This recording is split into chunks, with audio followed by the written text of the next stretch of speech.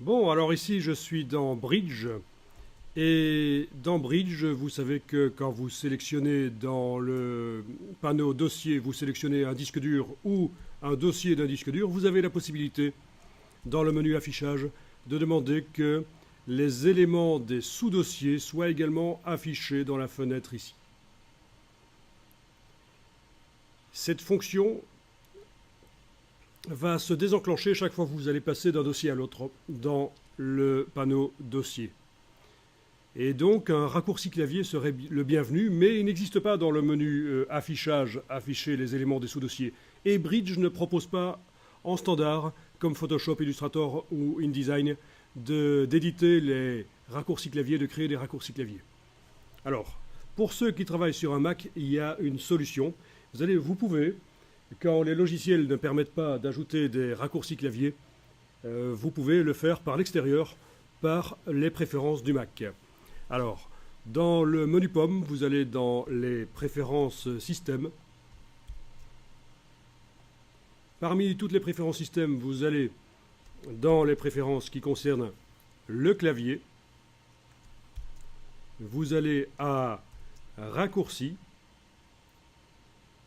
et vous allez à raccourci de l'application. Donc, je récapépète. Dans les préférences système, on va sur le clavier. Dans le panneau clavier, on va sur les raccourcis. Et dans le panneau clavier raccourcis, on va sur raccourci de l'application.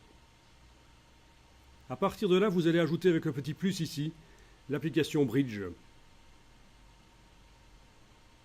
Dans la liste des applications, vous cherchez Bridge.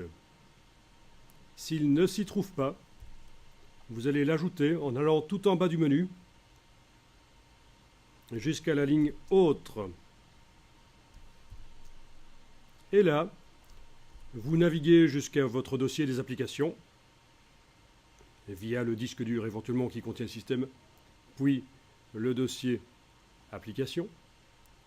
Et dans la liste des applications, vous allez forcément trouver Adobe Bridge. Vous allez ouvrir le dossier Adobe Bridge, sélectionner comme ceci l'application, ajouter, et donc il est maintenant dans le menu. Reste à écrire ici exactement le nom de la commande de menu de Bridge. Alors je vais retourner dans Bridge, aller regarder à nouveau comment ça s'appelle exactement. Dans le menu affichage, afficher les éléments des sous-dossiers. Évidemment, si je change la langue du Mac, ça risque de ne pas fonctionner. Il faudra que je le fasse aussi pour la version anglaise.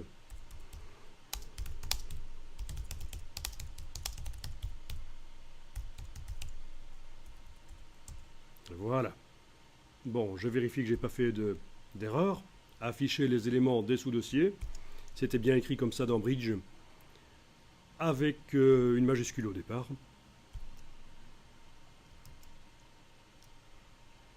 Et alors, je vais devoir choisir un raccourci clavier qui n'existe pas dans d'autres applications. Alors, essayons commande Alt CTRL D, ajouter.